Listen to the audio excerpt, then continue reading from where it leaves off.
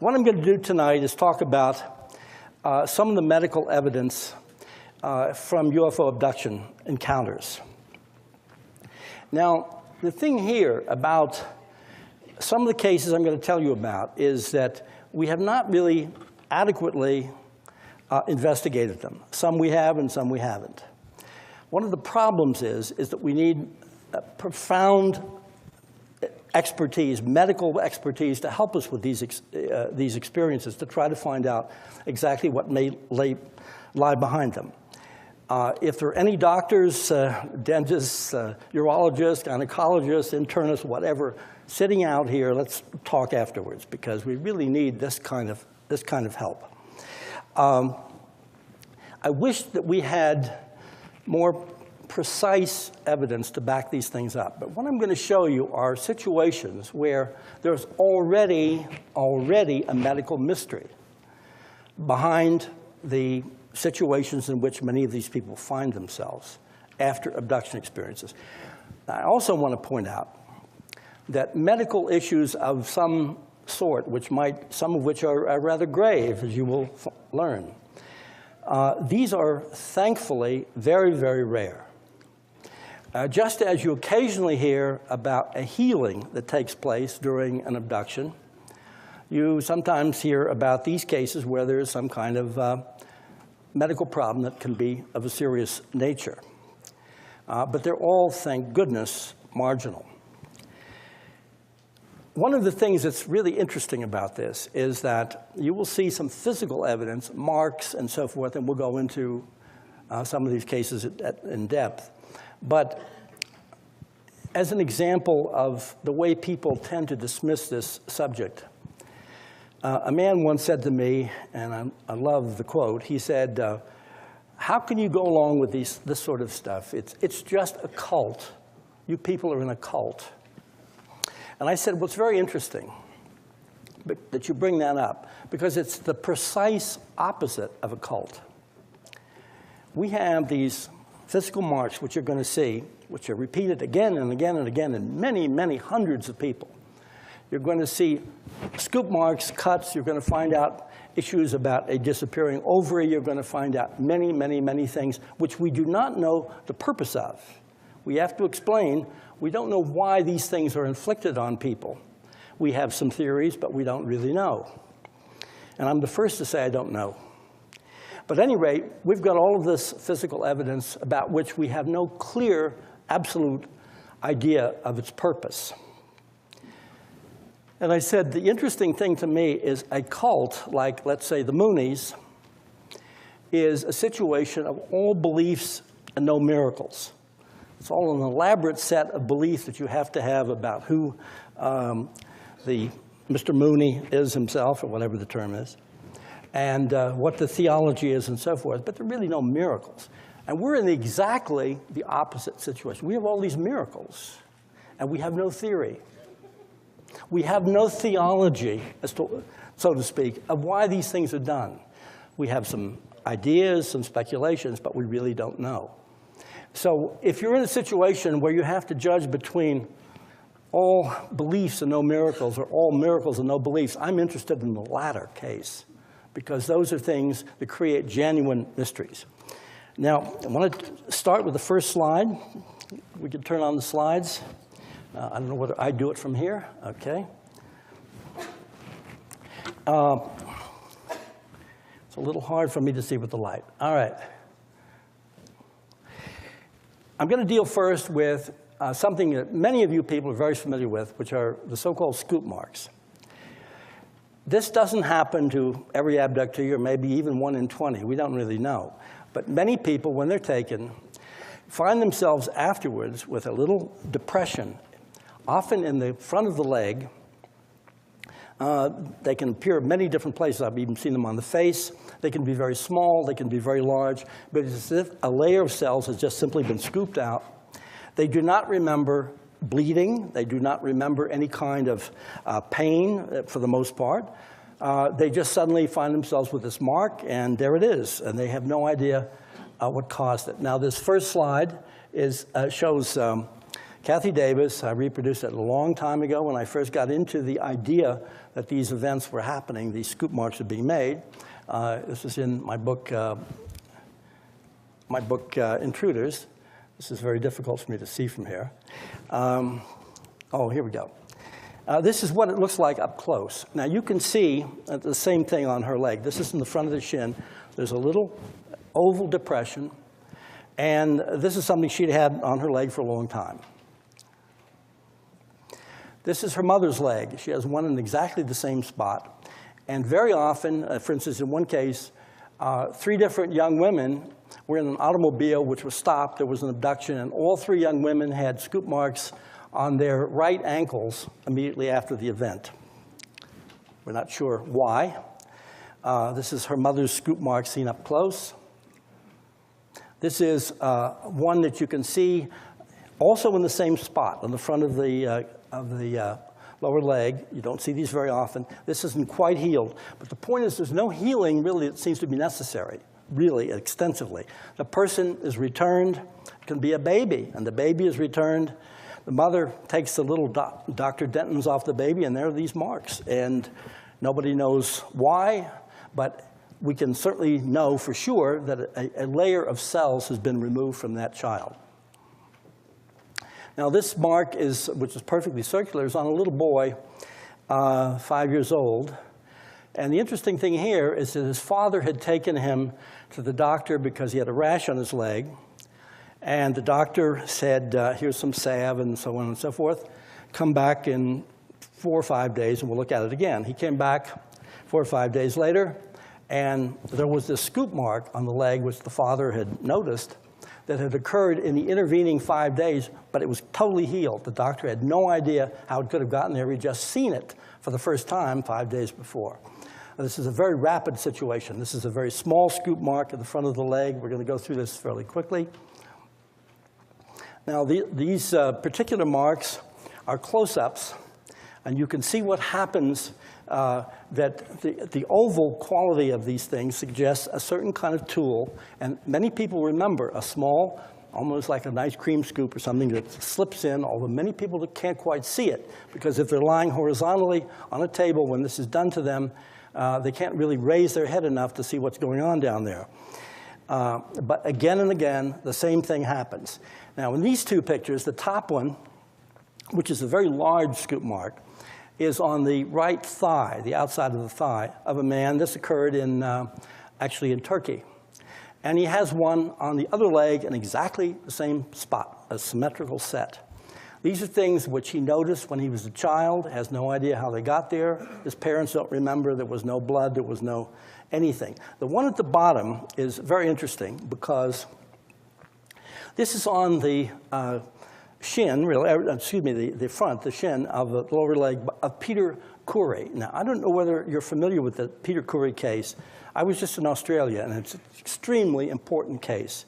Peter Curry was an abductee. He's of Lebanese background, living in Australia. And in this case, which is now quite well known, he was awakened. He's been through a lot of other experiences. He was awakened, and there were 2 females in the room with him, one sitting on him, a very strange-looking woman with hair that didn't quite look human.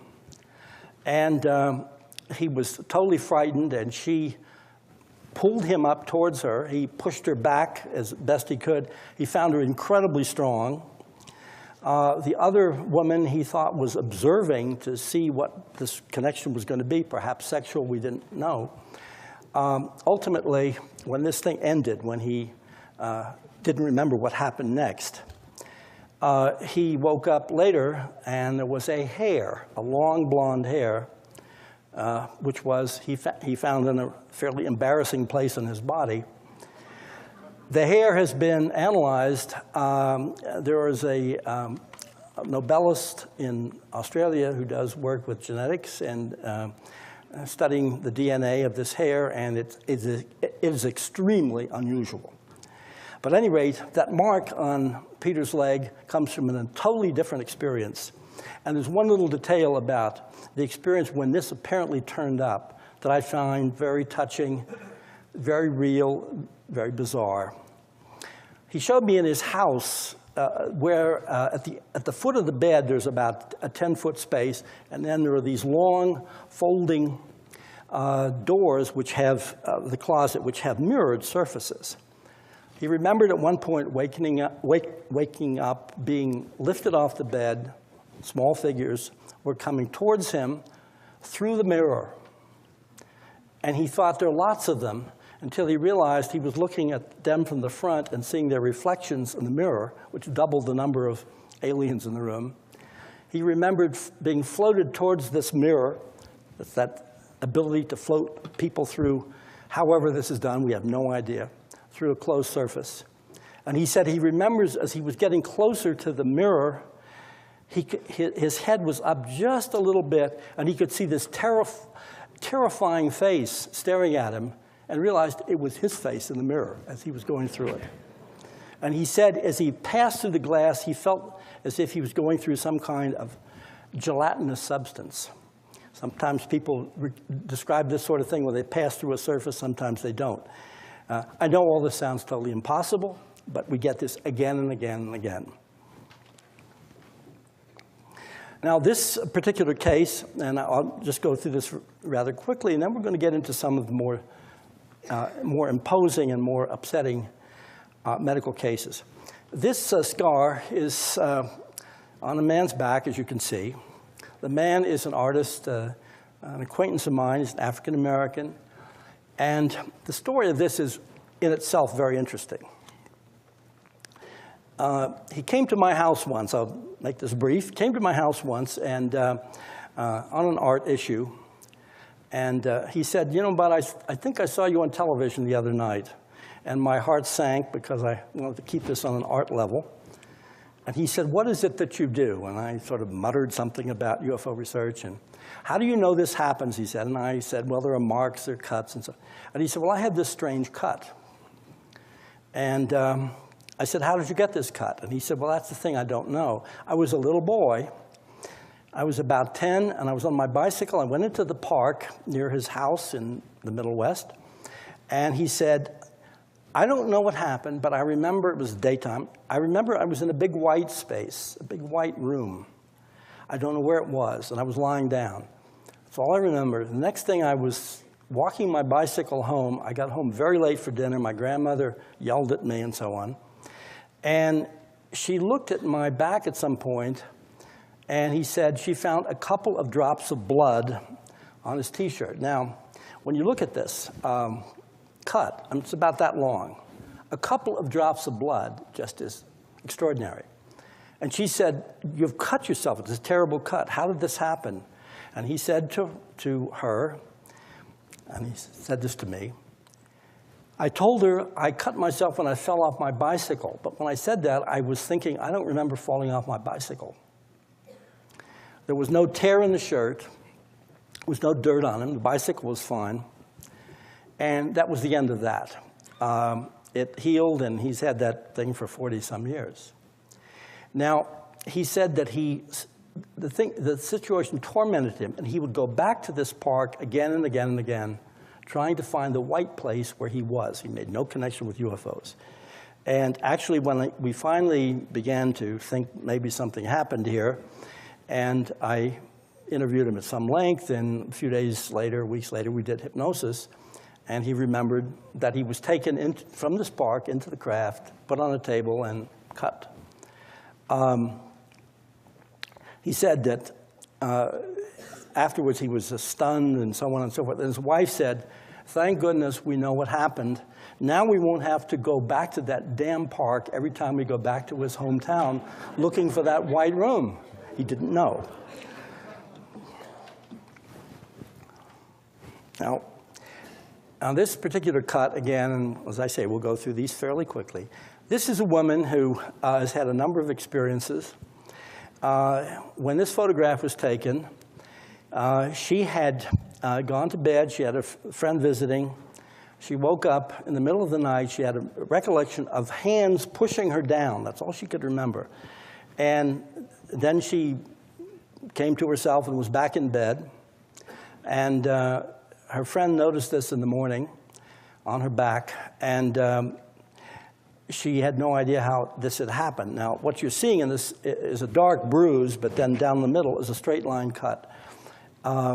She had no idea what happened. There was no blood anywhere, none on her nightgown, none on the floor, none on where she remembered being pushed down, none on the sheets or anything. She went to a doctor. That photograph was taken 2 days afterwards, as I said, when she was taken to the doctor, and the doctor asked her what kind of surgery she had had. And she said, I didn't have any surgery, I just woke up and there it was. And he said, no, that's a surgical cut. What happened? Now, again, in Australia, and this is a worldwide phenomenon, we've already visited in terms of scoop marks and cuts and so forth, Turkey, and now this is Australia again. And I should point out that the basic kinds of marks that we find, even though there's sets of bruises, people find fingerprints and hand marks which fade away and so on after these experiences, so there's nothing terribly mysterious about them.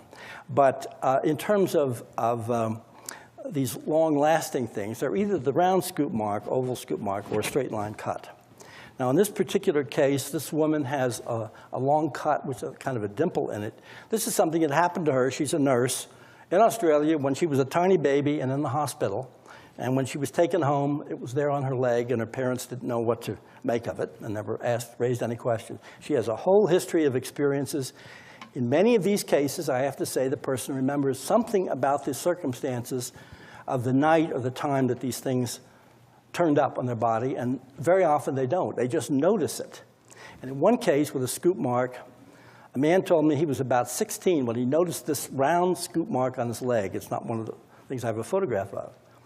And he said he stared at it and stared at it and stared at it, and it so terrified him that he said he never wanted anybody to ever see it. He would wear long pants instead of shorts. He didn't know why he was hiding it, but he knew there was something dreadful about this mark on him. It took years and years before, you know, the patterns became a little clearer to him, and he began to putting things together. Now, a close-up of this shows it's quite disfiguring. It's quite deep. I have a photograph, which is extremely similar, of a woman from Great Britain who has the same kind of mark at the same place on her thigh. Now, again, I want to reiterate, we do not know why they do this. We do not know why they want this level of flesh. But these are permanent marks that baffle the doctors. When we dealt with those scoop marks at the beginning, one doctor who looked at them said to me, they look like the marks you get from a punch biopsy. Did this person ever have a punch biopsy? And I said, no, these are people who had no idea how they got these things. When some of these cuts are there, they seem quite dramatic. People will say, do the person remember how they got cut, how this thing turned up? No, they don't.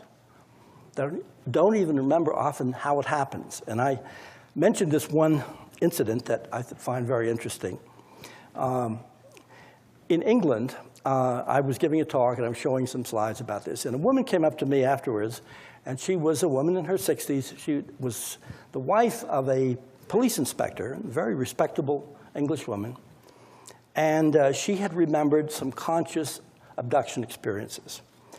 And she actually was a speaker at this very small conference many years ago in Leeds. And she said, you know, Bud, when you show those pictures of scoop marks, I have one of those on my thigh, more or less in the same place, on the right thigh. And except this was a scoop mark rather than that straight line kind of thing. She hiked up her skirts. I didn't ask her to, but that's what happened. And there was this very large scoop mark, size of my thumbnail, with a certain depth. And I said, well, and it was actually a rather ugly thing. It's the kind of thing that this woman has never been in a bathing suit with friends where somebody didn't say, what happened to your leg? I mean, these aren't just little brushes with some kind of a briar someplace. These are really very clear and very precise. I said, how did you get this? And she said, well, I know how I got it. I was out in the garden gardening, and she said, an earwig ran up my leg and bit me. Now, if you remember what an earwig is, it's a beetle-like thing, and it has pinchers on the back. And I said, I didn't know that earwigs bit people. And she said, I didn't either. I said, must have hurt. Oh, no, I didn't feel anything. And I said, oh, you didn't feel anything? No. And I said, well, it must have really bled. That's a big piece of flesh you lost there. She said, oh, no, it didn't bleed. And I said, did you kill the earwig? And she said, no, I don't remember ever seeing the earwig. And I said, well, how do you know an earwig ran up your leg? And she said, I've always thought there was, and then she said, this isn't making any sense, is it? And I said, no, it isn't. And that's very typical of UFO experiences, where people convince themselves that some outrageous thing is perfectly natural, most typical thing that could ever happen. And yet when they begin to examine it, just as an example, this is a digression. A woman told me that she remembered waking up and she was falling. She said this happened in her bedroom. She was falling onto a chair about 7 or 8 feet from her bed. And she sort of hurt herself when she fell. And she fell from a certain height. And that was an odd thing, she said. And I said, well, how did you happen to be falling on this chair? And she said, well, I figured it out. I figured that I must have been walking in my sleep, even though it turns out she never had been before. I must have gotten up on the bed and stood there. I must have taken this huge leap. I must have caught my feet in the blankets, which made them go up, and then I woke up and fell. I said, you know, that's a kind of a strange scenario. I don't know that that works. And she said, I don't know that it works either. Well, that's what she was made to remember. But at any rate, the thing about this whole procession of marks, and I will show you another straight line cut. This woman happens to be a Native American, and this thing is about that long. It's a very, very long cut. She remembers the circumstances. She was out walking, remembered there was a period of missing time, some confusion, and this perfect cut right down her leg resulted no blood, no anything. And she remembered enough things around it to give us a suggestion that should be looked into. And we did some hypnosis, and out came a surgical procedure, the purpose of which we do not know. Back to the English woman with this earwig bite, so to speak. I said, you know, this is so odd and mysterious. It seems to me that it might be rewarding to look into this a little bit more. And, you know, if we could do a hypnotic session at some point and look back to the day you were out there in the garden and see about this earwig. And she said, oh, no, we don't do hypnosis in England. And what I found out was at that time, Bufora, which is the big British investigatory group, had a bad view of hypnosis, and therefore this woman never found out what happened. But the point is, in these cases, hypnosis can be, as I believe very firmly, can be a very helpful and cathartic method of looking into these experiences. Now, this other mark is on the back of the leg. This is one of the earliest marks that I discovered, and this was something I reproduced in Missing Time many years ago. It was a case from the 70s. Actually, I was dealing with a woman in the 70s, but it goes back even further. She went off into the woods as a little girl, and when she came out of the woods at a picnic with the family had been searching for her for a couple of hours, calling her name. All she could remember is that she'd had this wonderful conversation with a deer in the woods, which had these big, soulful eyes, almost human. And she had talked to the deer, and when she came out, she realized her leg had this cut on it. Well, we know a little bit more about that now. The straight line cuts, sometimes they're very small. This is on a woman's knee. But again, the precision of this is very interesting. This is not a torn cut. This is a physical mark which has been there for years and years on her knee, and it is connected with a particular series of recollections about a missing time period, and under hypnosis we found a lot more about it.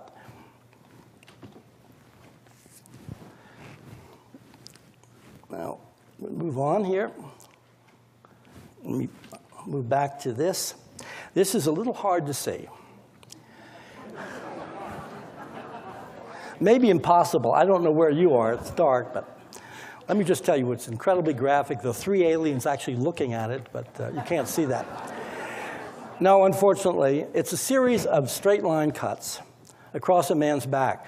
Now, what's most interesting is that they're more or less centered. Almost all of them are parallel, and most of them are centered on his spinal column.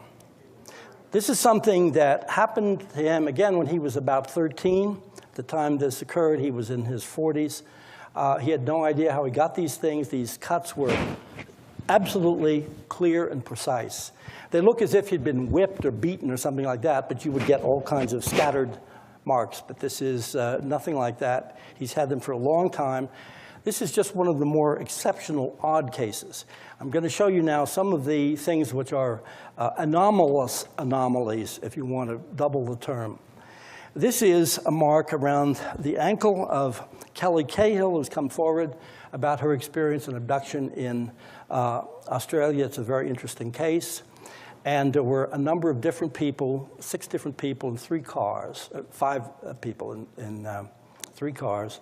Each one of them, when they stopped in this country area because of this object parked in the field, and they remembered getting out of the 3 cars, they didn't know each other, and walking towards it, there was an abduction, but each one the next day noticed that they had a ring around their ankles, as if there had been some kind of shackles used. Now, that's extremely rare in these cases. So these are truly anomalous anomalies. Now, one of the really interesting early cases, the Michalek case, this is a case that occurred in Falcon Lake, Canada, in 1967. This man was burnt as he approached a landed UFO in the wilds of Canada. And what he found when he was hit by this beam of light and knocked down and ended up finally in the hospital was a grid-like pattern on his body of burns. And these burns were rather severe. And they faded away, but then they came back again. The whole thing was very mysterious. And of course, the skeptics immediately said, well, it's obviously a hoax. This man just got a lot of things and burned himself. The crazy, as if that's the kind of thing you typically do. Incidentally, the case of the woman who had that long cut down her back, one skeptic said it was self-inflicted. If you want to stab yourself, you kind of...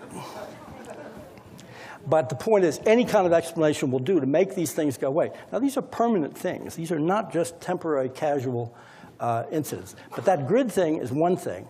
Here's another grid. This is on a woman's hip. Now, this is a much smaller area, about like so. This woman had an abduction experience in Costa Rica when she was on vacation. And her husband noticed this. She remembered pieces of this experience that happened at night. Again, not a consistent scenario, but she remembered enough to put it all together. When she woke and went in the shower, her husband noticed this on her hip. Now, these marks did not hurt. They were not puncture marks. They weren't burns. They faded away after about 3 weeks. But the regularity of this is most unusual. I have really just one other case where I found somebody who had, in a small area, a kind of grid-like structure like this. Again, why did they do this? We don't know. What is its purpose? What are they learning? What is this about? We don't know. We can theorize. We have the miracles. We don't have the theology. Now, there are many different kinds of things that people have reported. We're going to move into now a different area which has to do with the area of implants. And these are, again, in a medical context. And my friend, Dr. Roger Lear, has worked with many implants in other parts of the body, but we're going to deal with just 2 areas here. In this particular case, and this is a case from the early 80s, a woman I worked with who lived on Staten Island in New York had recalled being taken into a craft, abducted, etc. And on the table was, on one table was a man stretched out. Couldn't seem to move. And she said there was this apparatus coming down from the ceiling. It was, as it were, telescoped. And she said, to her horror, she saw the needle at the end of it go into the corner of the eye, right at the corner of the eye. And she said she could see his body quiver. He couldn't do anything, but it was quivering in reaction to this. Extremely upsetting to her. We have many reports of people who feel that something was inserted through the eye socket. Now, if you want to put something in the skull and not make a hole, the eye socket is one of the places of access. Now, with this idea in mind of this thing going into the head, I just want to show you another drawing.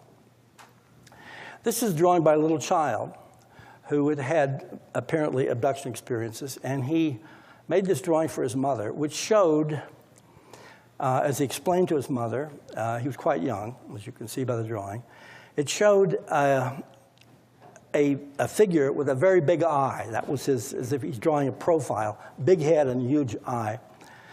And on the table was another little child who he knew from the neighborhood. They remembered this little boy. And they were putting something in the child's eye socket. It's very interesting to me when you get a kind of congruity between an adult description of the apparatus and a child coming up with this. He was intensely frightened by this, and frightened, his mother said he was extremely frightened for a long, long time about his eyes because of what he had seen. Now, in terms of the basic abduction implant situation, one of the things that I find extremely important is that we have implants which seem to be put in place inside the skull. There's no possibility that something got into the hand or the arm or the leg or the foot or something like that by accident. That's out. This is inside the skull. In this particular case, what you can see towards the top on the left is a small metallic object. I've had these x-rays looked at by a friend of mine who's a neurosurgeon. The story behind this is that a couple were in Italy. The father was in the army stationed in Wiesbaden, Germany, and his wife and little girl had all reported very strange experiences. And the little girl was afraid to sleep in a room at night and talked about monsters coming in through the window and one thing and another. There were various little symptoms that were noticeable that suggested she may have had some kind of experience. At any rate, they went to Italy on this little trip, and the little girl had an accident on her bicycle and fell off the bike and banged her head, was taken to the hospital emergency room, and when the x-ray was done to see if she had any kind of a skull fracture, they noticed this little object. Now, the x-rays are taken one from the top down, one from underneath, and one from the side. So you've seen one of the x-rays. This one, instead of coming down like this, is coming up like this. The object you can see is in the eye socket, just under the eye on the left side. So you can locate where it is laterally, at least. Now, the side view shows it very clearly. And the neurosurgeon said to me, these three-dimensional shots can place this thing directly. And he said to me, "Bud, this is a piece of metal in there of some sort. How did it get there?" And what was most interesting is the emergency room people in Italy, I think this might have even been Milan, were extremely curious about this. When the little girl was taken back to her home, temporary home in Wiesbaden, Germany, she was re-x-rayed, and there was nothing there. Now, one thing we know is that this has happened again and again. The x-ray shows something present, and then it's not there anymore. I'm sorry? Okay, I don't have the follow-up films that were taken by the military, no. But they do, and said it wasn't shown. Now, incidentally, in questions like this, do I have this, do I have that? In many cases, we don't. And I suppose in addition to my natural laziness, there is a situation where a lot of this is very hard to obtain. Parents are not too anxious to present this kind of thing. And they want it to go away, essentially. even though the parents did send me these x-rays. Now, this is an x-ray which many of you may have seen. I reproduced it in my book, Intruders, which shows in Linda Cortila's nasal cavity, I'll show you more of a close-up, a small object, which she recalled going in on the end of a needle. She had a scar there, and she remembered it as a round thing, but somehow it's as if it expanded once it was inside her nostril. And once the x-rays were taken, a couple of days later, she woke up bleeding from the right nostril. There was nothing there anymore when we had her re-x-rayed, and there was a little cut where it had been. It's as if they somehow know what happened. Now, in terms of these x-rays, these are very important because these things can't get there by normal means. There's no way you can get something like that in the middle of somebody's head. Up the nose, yes, but not deeper into the skull. I'd like you to see just a report. We have a number of letters and things like that. The doctor writes, "Thank you for your x-rays. You do have a tiny 1 by 2 millimeter radio opaque foreign object in the area of your right," I'm trying to read this, axillary. Anyway, I'm not going to try to read it because it's a little hard and eyesight is a little peculiar. But anyway, we have these letters. We have x-rays in some cases. We have the radiological reports. This is just a letter from a doctor reporting this particular object. Now, I give you another x-ray incident where a woman in, and this is quite interesting, a woman in Salt Lake City had been driving home with her son. She remembered a lot of experiences when I dealt with her later. She had been driving home from a neighbor's house, friends, with her 16-year-old son. She remembered the car stopping in the middle of the night, a lot of light around there, a lot of terror. She didn't know what was going on. And finally, she thought there were people who approached the car in this massive light. The son remembered that he had to move her over and drive the car home because she was in a state of shock. They didn't realize what happened. They didn't connect this with UFOs. At any rate, what happened is years passed, and this woman was babysitting the dog of a friend of theirs, a big dog. And in the house, when she opened up the house to feed the dog jumped up on her with excitement and knocked her back against a brick wall. She hit her head, knocked herself out, fell, woke up with some blood, and she called 911 and was taken to the hospital. And here's the letter that the radiological form. We have the x-rays from this time, but they're on microfiche, so they're very small. It's very hard to see anything from those pictures now. But she said she remembered the x-ray, the radiologist coming down the hall in the emergency room, because the fear was, as I said, a fractured skull, saying, "Your skull is all right, but how did you get that metal in your head?" And the report says, this is the radiological account, consultation form. The hospital listed all the names, which I blacked out. Skull series, fell and hit head. 3 views include brow up, lateral views, AP, and town films. I don't know what that means. Examination demonstrates an oval metallic density in the projected position of the brain of the right parasagittal area. This appearance is unusual for an artifact, and certainly the pattern would be worthy of pursuit. A study of the bony calvarium and scalp shows no evidence of abnormality of the scalp mantle. In other words, there was no break, there was no wound, there was no anything. Impression, 1, RO, metal density, foreign body, right parasagittal area, as noted above. 2, no fracture abnormality is seen. So here we are with what are, in a real sense, medical mysteries. These are not relying upon eyewitness testimony of anything. These people are carrying these things around, a picture of something that was inside their head, marks on their bodies, cuts that seem to be impossible, which conform to patterns of other cuts in other places. We don't get zigzags.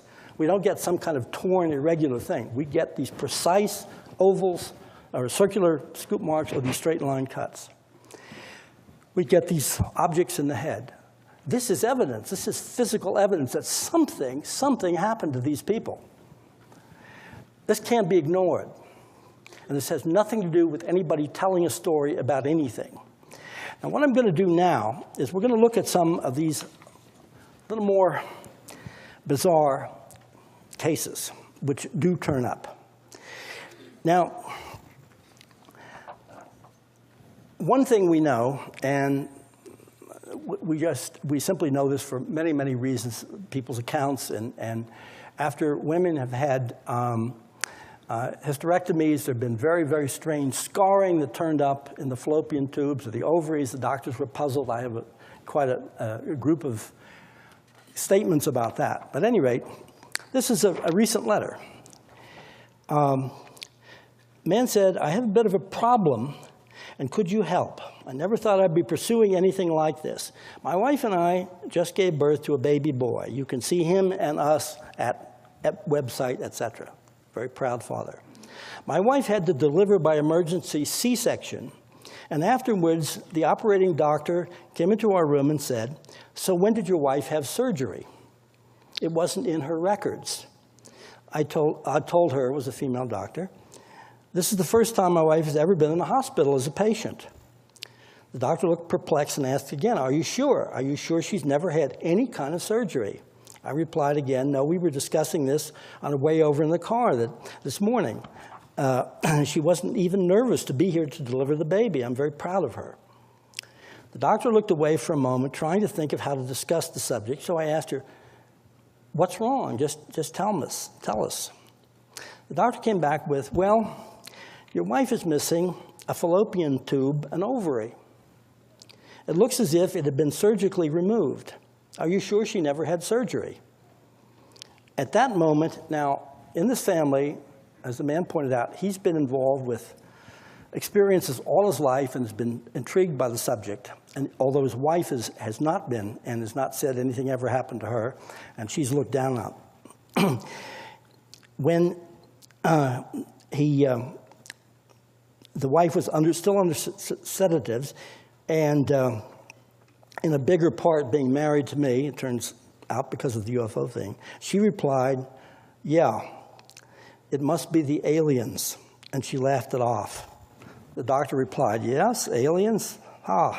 She wasn't happy with the answer. I was shocked by my wife's response, as she's the straight shooter conservative school teacher. I'm the one who's conspiracy theory, metaphysical, and esoteric studying UFOs or something else in the family, or something else person in the family. There's a lot more to this story. A series of events have happened ever since we've been married, electrical and other manifestations which have occurred in the past year, as well as my own history with the subject. The idea of UFOs and little grays have gone back to my childhood, but with her, never until she met me was she really that interested.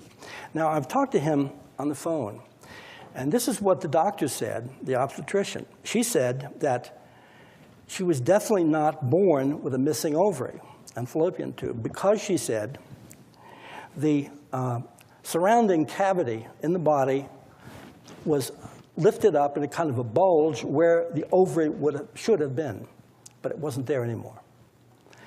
And she is thoroughly puzzled. Now, I'm going to be working with this couple, but it's extremely interesting because I have other cases like this. A man came to me on Cape Cod with his wife, and he had had experiences, and apparently so had she. Now, she did not want to look into this herself, and that's why we were sort of loggerheads. And you have to understand that when something like this turns up in a person's life, they do not say, oh, boy, let's look into this. I want to find out. Many people just say, look, let's just forget about it. Let's just get on with our lives. I understand that. It's a perfectly rational way of going about it.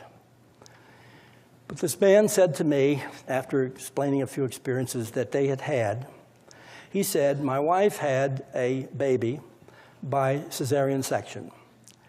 And a few years later, she had a second baby.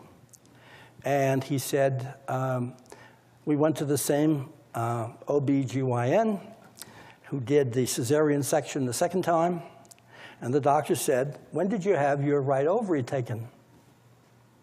And she said, I haven't. And he said, "Well, you had 2 before, you only have 1 now. When was it taken?" This woman was extremely, extremely upset. And there was nothing she could say. Now, there was no scar externally other than the scar from the first cesarean. She had no idea how this happened, but there was, in fact, a missing ovary between the 2 births.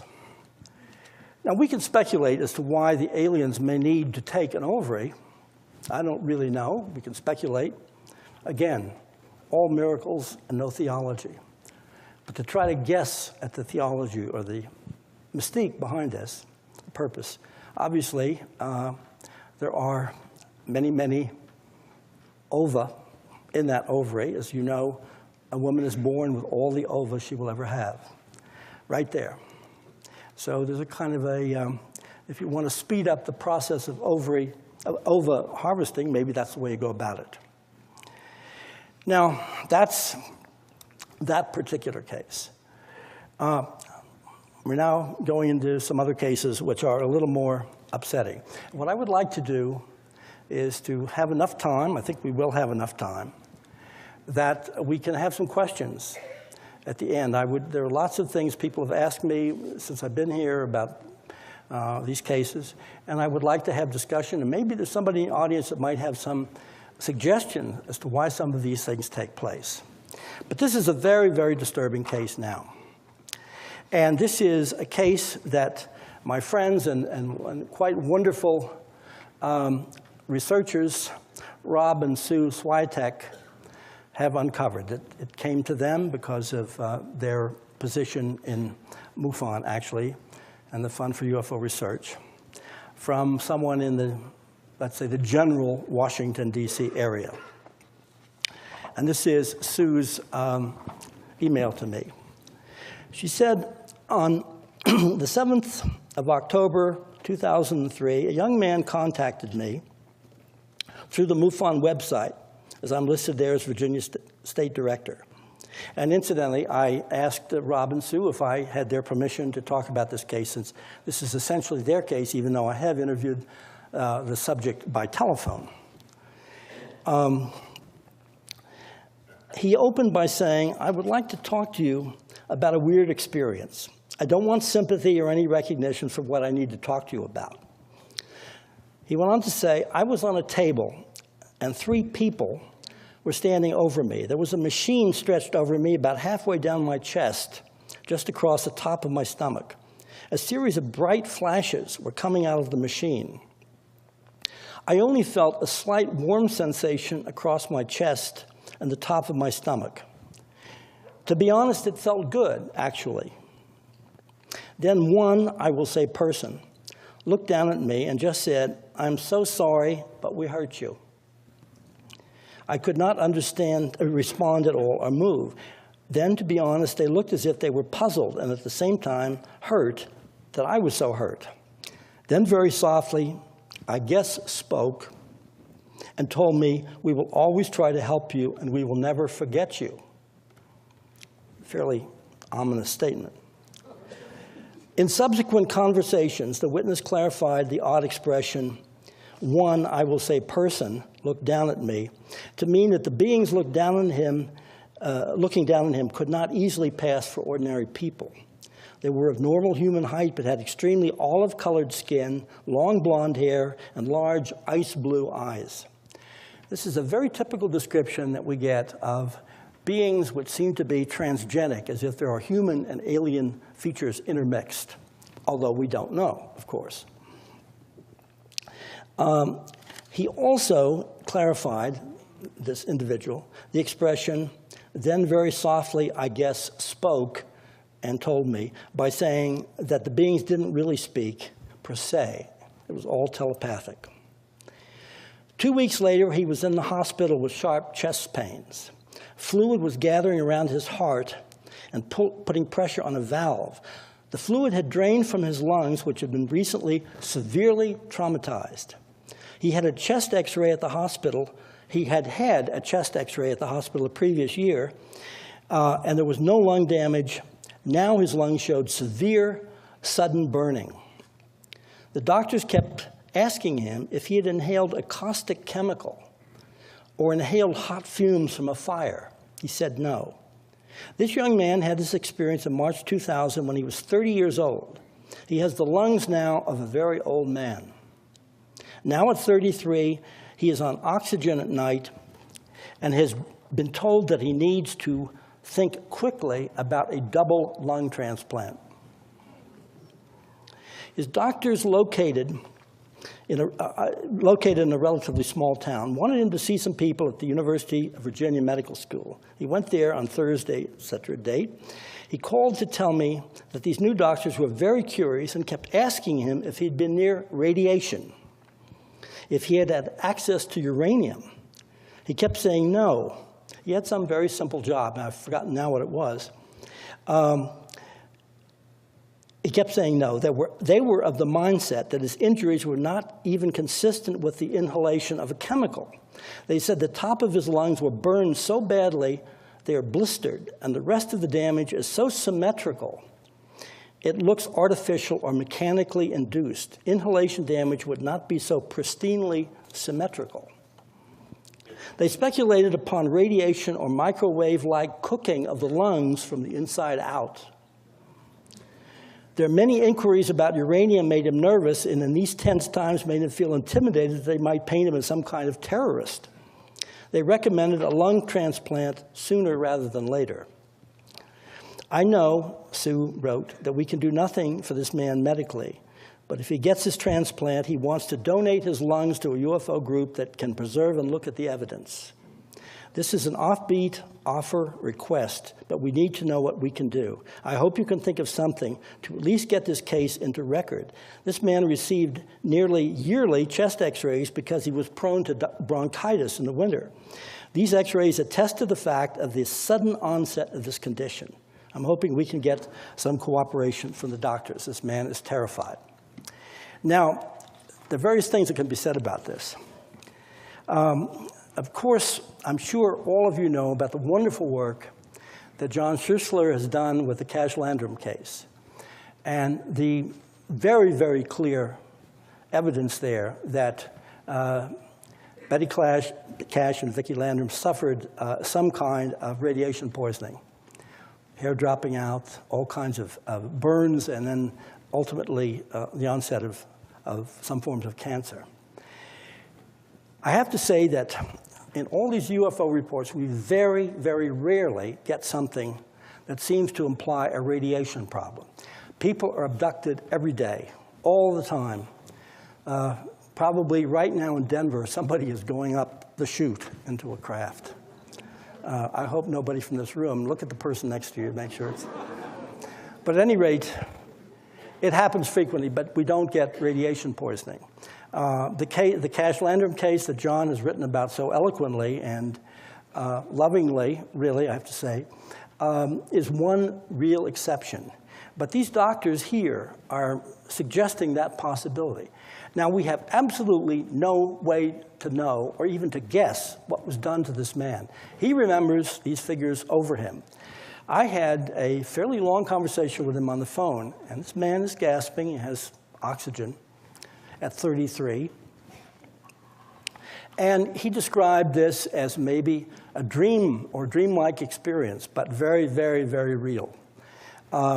He was reluctant to tie this to the UFO phenomenon. These are not people who say, look, hooray, I've had some terrible thing happen. That's good evidence. They don't want to connect it at all. There must be an explanation. I can be healed somehow. But in this case, this man is coming to that conclusion, quite obviously by the things he said, that there was something done to him. Now, again, in terms of what happens during abductions, I've said many, many times the patterns are very similar from case to case. There are all these anomalies that turn up where something different happens, like Kelly Cahill having this thing, this mark around her ankle with the other people, as if she was bound somehow. It's very, very rare. One thing that seems to never happen is that there is any kind of alien interest in the lungs the cardiovascular system, the respiratory system. They don't seem to care about that. They're interested in the reproductive system, and they're interested in the central nervous system, centrally. We don't know what in the world they were doing with this man's lungs, but apparently, whatever it was, it didn't work. Now, the idea of symmetry is very important here, because both lungs were equally affected in exactly the same way. And this is extraordinarily rare, the medical people tell us. I have a case now where a man has written to me, and I'll be looking into this case later. I intend to see this man that Sue and Rob have worked with. I'm very anxious to interview him in person and so on. But in this particular case, a man has written to me, an older man in his late 60s, number of missing time experiences. One quite wonderful thing is he was driving home from work with 3 or 4 people in the car, and they all saw this light, and the next thing he knows, he's in bed at home in his clothes. All his clothes are on. No idea how he got there. At any rate, many other things. But this man said, all of a sudden, after one of these experiences, he began to develop, very suddenly, cataracts in both eyes simultaneously. And they went from the center outwards. Now, cataracts tend to develop more on one side than the other. I can proudly attest to that, having had one lens done a few years ago because of a cataract. Now I've got another one I have to worry about on the other eye. These things are always a little asymmetrical. And they also usually start from the side and move across the eye, but not from the center outwards. The doctor, the ophthalmologist who dealt with him, was very puzzled by this. The symmetry shouldn't have happened. And the doctor asked him, in a very similar way to what the doctor asked this man about the lungs, he said, have you been staring intensely into ultraviolet light? Everyone is looking for some kind of physical cause, and nothing turns up. But what we have, and I want to remind you again and again, these are medical anomalies, medical mysteries. It isn't just somebody comes down with a stomachache or a high fever, and you can say, well, it's connected with the UFO phenomenon. Those are worthless in terms of any kind of evidence of anything. But these are not worthless. These are extraordinarily important, unique circumstances that require investigation. What we don't really know with this man with the lung problem is how much time he has, whether a double lung transplant will come in time, what he can remember about the experience, and so on. And it's a case that is poised for very, very serious investigation, but we need medical help to look into it. Now, the last case I'm going to present, and then we're going to be, I'll give you some other quick things that have happened, medical things, and then we're going to have some time for questions, I hope. A man wrote me a number of years ago. This is a very, very intelligent man, and this is the letter. He said, I hope, the initial letter, I hope you can provide me with some guidance. There's a pattern of events in my life indicative of the kind of abductions chronicled in your books. I'm not sure myself what all this means, and I'm frankly concerned that my imagination may be running overtime. Everybody who writes me tends to put himself, herself down in just that same way. Maybe it's my fault. I may be making this up. The fact that these same things have happened to my brother and my sister prompt me to write. I've not discussed these issues in this context with either of my siblings, not only this topic, but the physical and extremely personal nature of the symptoms makes this entire subject a bit difficult to discuss. To keep this letter brief, I will enclose details. Now, I'm going to read some of this. It's not terribly pleasant, but it's very touching to me. Now, I worked with this man. We did 3 hypnotic sessions. He strikes me as a totally honest and quite despairing young man. He says, I'm 43 years old and have been living in New York City a number of years. He describes what he does for a living, which is a very creative business, which I won't go into. He has a master's degree, etc. Oldest of 3 children. My brother and sister still reside in the same town that I grew up in the Middle West. They're each married. Talks about the children. Now, he says, and I will read some of this, he said, About 6 months ago, I did some work for a particular employer, which required me to spend time outside New York City in a particularly desolate location in Pennsylvania. I stayed in a desolate guest house. During my first stay, I recall being taken in the middle of the night by bright lights, being awakened by bright lights shining in from the outside. I suppose there was some sort of outdoor lighting I hadn't noticed before. This happened twice during the first week. On subsequent visits, I found there was no outdoor lighting or no explanation for the lights. They appeared one more time, and I have only a vague memory of trying to scream and forcing myself to wake up. Following this, a variety of rashes and warts developed on my body, particularly around my genitals. I had several small marks I suppose were bug bites of some sort, and had to deal with recurring bouts of diarrhea. I suspected some kind of social disease, in quotes, despite the fact that I had not been sexually active. The medical tests proved negative. A course of antibiotics helped the diarrhea and nausea, but for a short time, but they returned. The rashes were diagnosed as sun damage, despite the fact that it was the middle of the winter and I hadn't got any sun, particularly on my genitals. Creams and ointments prescribed by the doctors only made the problem worse. At the same time, I began having trouble with night terrors. I was having a great deal of trouble falling asleep at night and would wake up bathed in sweat. Some irrational fear was overwhelming me. Attempts to examine the fear only produced a don't go there kind of warning. I'm fairly skeptical and cynical by nature and don't have much faith in the notion of repressed memories. So I found the sensation puzzling and peculiar. It was literally like a force in my mind pushing me away from something. Then he goes into some early odd experiences when I was a child, he says, incidents that happened, and this is one of these extremely subtle little things that on the surface means nothing, but when you examine it and examine the way it's been clung to by the individual, you have to take it seriously as something that should be looked into. He said one case stands out of my mind. My grandmother took my sister and me to see Pinocchio one night. The drive home was eerie and sticks in my mind. Years later, when my sister and I both mentioned we'd never seen Pinocchio, our mother contradicted us and said our grandmother had taken us. She remembered because we got back very late. I still can't remember seeing the movie, but have memories of the creepy, never-ending drive home. He goes into another case, which is very similar, where there's that ominous feeling something happened, he should have remembered the movie, etc., that kind of thing. And he talked about the night terrors. He said the feeling is somewhat irrational, a bit like a child's fear of monsters under the bed. It is simply an overwhelming dread that defies examination. I'll be exhausted yet unable to sleep at night. Sleeping pills won't help, and the problem doesn't seem to be associated with real-life worries or anxieties. The anxiety simply seems to be about sleeping at night. Now, for the main problem.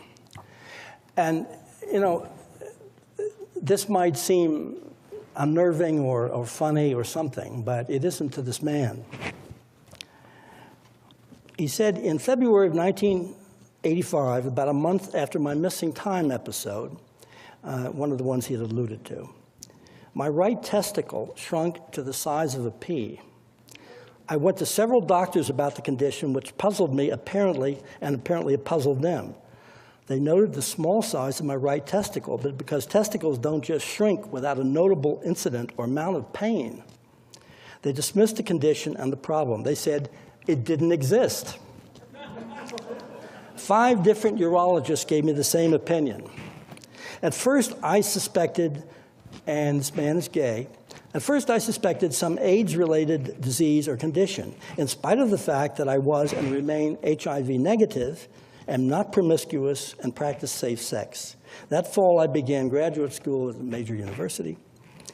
Because the condition was affecting my work in a negative way, I began seeing a therapist. After 4 frustrating months, the therapist conducted a simple test that proved the testicle had died. A quick phone call changed the urologist's opinion overnight, and I was rushed into surgery.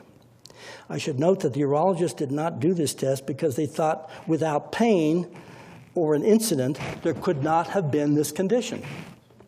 My therapist, who was also an MD, is an important person in his own field, which I will not go into. The testicle was found dead and removed. No cause could be determined. Later, a recurring infection was detected in my urine, and later still I recalled surgery to remove growths in my urethra. The cause remained a mystery. There was nothing in the textbooks to explain what was happening. Now, and there's more to this.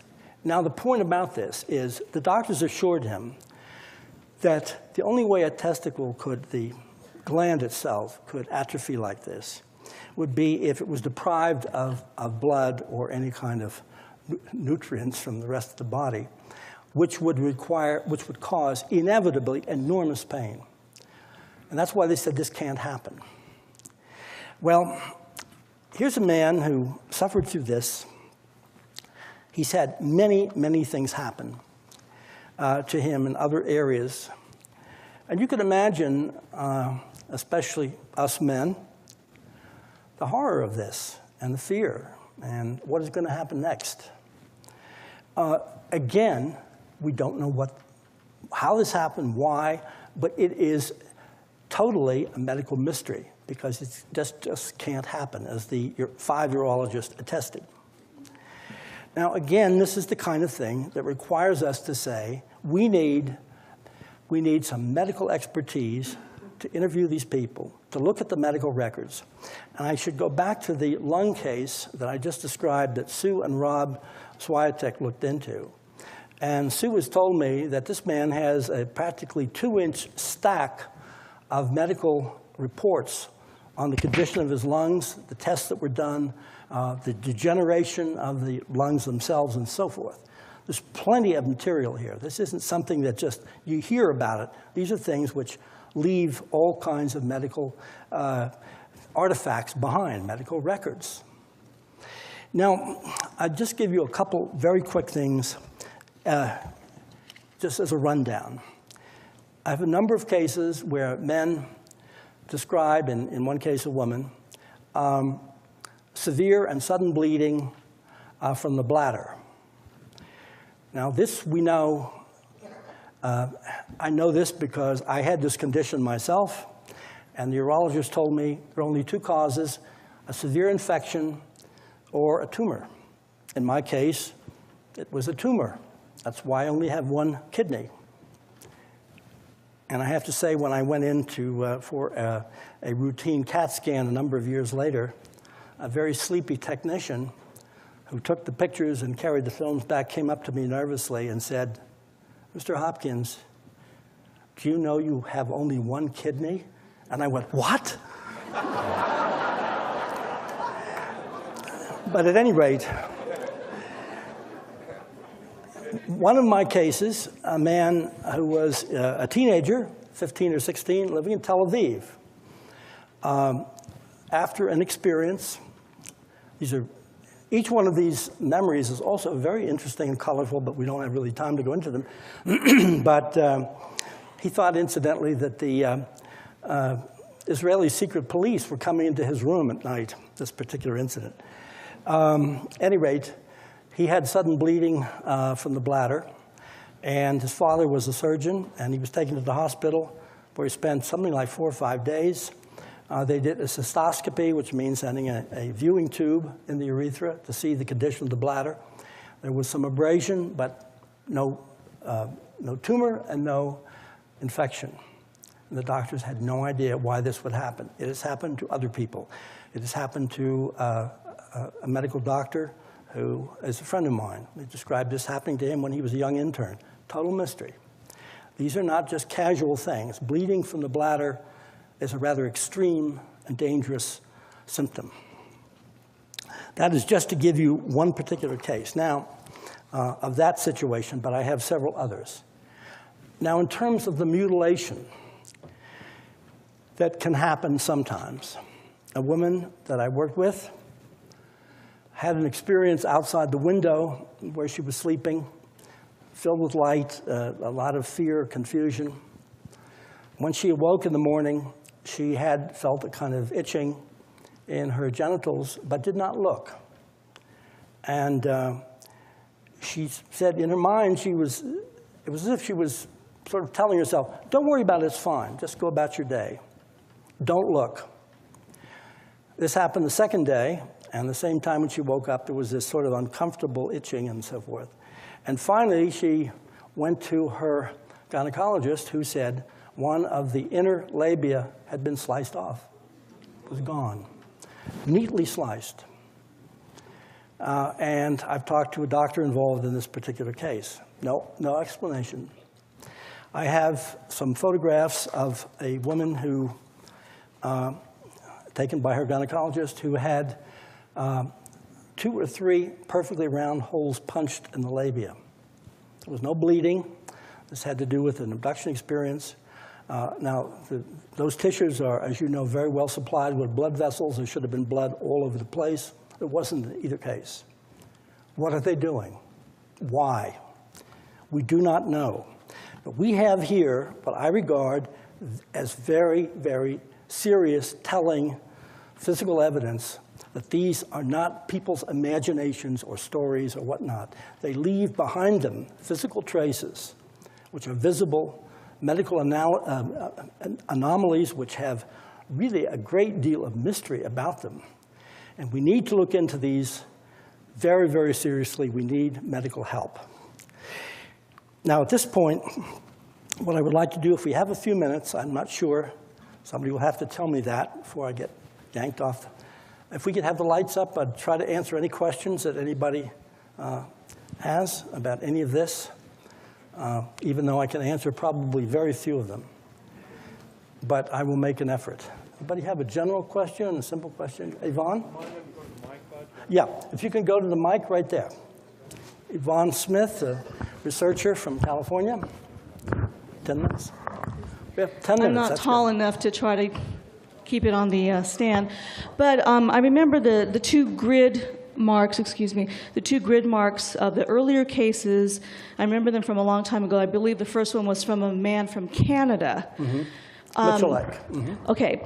I have a case now with marks very similar, very distinct grid mark right on the lower back of a potential abductee. He doesn't know if he's an abductee yet, but he woke up with this the next morning, does not remember anything, no pain. And I can't remember, and I'm sorry, did you do any hypnosis on either one of those cases? Not with the Mitchell-like case, but with the woman who had that grid on her hip, I did with her.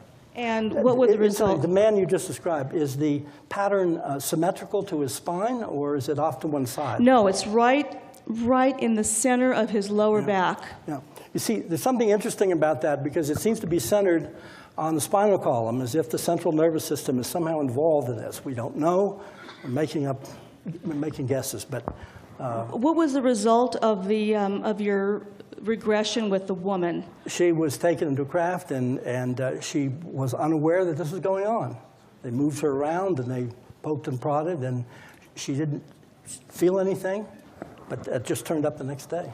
Because I have not, of course, presented this in public. Mm-hmm. Obviously, we'd get something very strange, something that we've not studied before. We set it aside, put it on the back burner until we see it again. So you've reminded me, because I have not yet worked with him. So right. Thank you, Bud. Thank you. Another question? Somebody? The microphone? Yes, sure. Back there? Yeah, my name is Dr. Joseph Burks. I'm a practicing internist. Uh-huh. And I want to thank you for your description of the scoop marks and other very unusual markings that you documented well with the photographs. I have no doubt that missing time is a bona fide phenomena. December 1993, I had my own missing time experience, which was very typical of the things that have been described as in your book. But I did not undergo hypnotic regression. In the first part of your talk, you showed the pictures, but in the more shocking and disturbing cases, you really relied on narrative, not your investigations in one case, but some allied investigator. And I understand there are enormous difficulties in getting documentation, especially on more disturbing cases. The physicians should come forward, and they should offer their testimony. Records should be reviewed. The reason I'm somewhat concerned is that We're now involved in a war against Iraq based on misinformation or incomplete information. And the United States is building all kinds of space-based weapons. We're talking about disclosure, and we're working towards that. If some of your documentation is not complete, if the more onerous medical evidence is not accurate, as evidence often is, are you concerned this could be used to start another war, this time against the alleged ETs? Well, the only war I could imagine is if Bush is reelected, then there'll be a war. I thank you for what you said, and that's very important. I'm sorry. A question? Bud, I have a specific question and a general question. Let me do the two of them together. No politics, please. Okay, no politics. This is not anything to do with politics. You sound like a conspiracist of some sort. In the case of the fellow with the bad lungs, have they ruled out the possibility that this is a result of the cumulative effect of the x-rays that he had been having on his lungs over a period of time? That's one question. The general question is, why can these anomalies not be written up as anomalies, leaving out that part of them that concerns the witnesses' dreamlike belief, actual belief, whatever, that there was some sort of unhuman involvement? Yeah. Well, first of all, the question about whether or not doctors had considered whether this was a result of chest x-rays before and so forth, I'm just certain that they would have to consider that. I mean, that wouldn't be something they would leave undone because they were aware of these things. Sue is going to answer that. I'm Sue Switek, and you know, I've actually met this guy, and I've seen the stack of his documents, and I've seen his oxygen concentrator machine, which he needs to survive at night. And my father died of emphysema, so I'm very familiar with the whole shebang here with end-stage lung disease. And my father also had an oxygen concentrator, so I could verify a lot of what he was saying on the face of it, that he had, you know, very serious end-stage, you know, lung problem here. Certainly we can't verify that he was taken up in a craft. But I will say this, my father had very serious emphysema from lifetime of smoking and also just having a genetic potential towards developing it. As a last-ditch effort, he had this surgery which removes a large part of your lung so the rest of the healthy part of your lung can expand and hopefully do better. In his case, as often is the case when you go into the hospital, you catch all these terrible bugs that are resistant to treatment and antibiotics. So my father died in the hospital after months of struggle with this, trying to recover. But the point is, because he's in the hospital for such a long time recovering from serious lung surgery, they put a drain in his lung, and they had to x-ray his lungs every single freaking day, which I thought was outrageous. But they took 40 x-rays, and they said, there's nothing wrong with the x-rays. We have to make sure the drain's in the right place. So I don't think this guy having 3 or 4 x-rays spread over 3 or 4 years because he had a cold is going to make his lungs suddenly fry up. I don't buy it. So that's all I have to say to that. Yeah, good. One quick thing, a statement to the gentleman before who raised the question about the medical profession. One of the big problems, which everyone knows, is, of course, the problem of malpractice suits. Doctors do not like to go out on a limb and say, this is really a mystery, whether they heard anything about UFOs or not. They would prefer, as we all would, to say, this is what happened and explain it. So we're going to hear less always, I think, about the mysteries from the medical profession than we will about the successful curings of people and so forth. And we have another doctor before us here, Dr. Miller. Yeah, I can answer the question of whether or not diagnostic x-rays cause this. I was trained as a radiation oncologist, and frequent diagnostic x-rays, chest x-rays, are not going to cause an acute radiation fibrosis. Yes, we could get fibrosis of lung tissue when we had to use extremely high doses of radiation over short periods of time to treat malignant tumors in the lungs.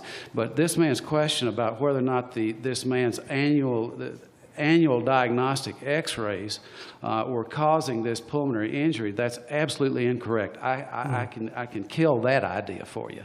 That's not the cause of it. Right. Thank you, Doctor. Next question, and we have just a couple minutes here. And Yes, but I've just been listening to this, and I think I may have a case for you that came to me several months ago, and it sounds very similar to what you're describing tonight. It involves a retired law enforcement officer. I can get you information on that. Good, well, talk. And that last question. Hi, I've really been upstaged because I just had a rather mundane observation to make in the case of the man in Canada who approached the Mitchell case. I was under the impression, from what I recall of that story, was that it took off, and there was some exhaust that came out, and I always assumed that the grid was an exhaust burn. It's pretty wild when you get such a perfect grid across his body. If the exhaust was, let's say, 5 feet away, it's going to have dispersed. We also, as far as I know, hypnosis has never been used in that case, so we don't really know what happened. But just before, thank you very much anyway, just before we end, I'm going to tell a very improper story, but it has to do with John Schuessler and his work with Betty Cash and Vicki Landrum. I don't know how many of you ever met these two women who went through this really horrendous experience which led to cancer and all kinds of problems, burns. But as you might know, if you know the case, which John has written about very, very beautifully, a book on the subject, there was a lawsuit that was instituted against the government because the UFO, whatever this thing was, that seemed to have inflicted the damage, although we don't really know that, but it was surrounded by helicopters, military helicopters, as if this was somehow connected with the military. Nobody really knows. And some of the skeptics said, when Vicki was diagnosed with cancer, I think I have this correct, that she's suing the government because she just had cancer and she's trying to get somebody else to pay for it. This was a very, very sweet, innocent country lady. And one of the people who attacked the case was James Oberg, and you may know, who tried to, as the skeptics often do, blame the victim. They did it to themselves, self-inflicted wound. They came down with cancer, now made up a story blaming the government. And this is the part of the story. I was in Washington, D.C. for a broadcast years ago, which some of you may remember, which was called UFOs Live from Washington or something like that, a very bizarre program. And many people were there, including Betty Cash and Vicki Landrum. And I went up to them, and we were chatting before the program started. There were many, many people on this program milling around. And Vicki was a really country lady. When she saw this thing coming down at the time, as John has described, she said, "It's the Lord Jesus coming back. All this light, the Lord Jesus is returning." At any rate, as I was talking to them, and this sweet elderly lady, a grandmother, she said to me, "Bud, is that James Oberg walking over there?" I said, "Yes, it is, Vicki." And she said, "If he comes over to me, do you know what I'm going to say to him?" I said, "What?" And she said, "I'm going to say to him, 'Kiss my ass.'" And then she went. I about fell on the floor. And I saw her a number of times after that at conferences, and I would say, she'd go like this. That's the most embarrassing thing that ever happened to her. But at any rate, it shows something about the force of anger, that legitimate anger that this woman felt. But at any rate, essentially, that's it, and I want to thank you very, very much. Thank you. Thank you.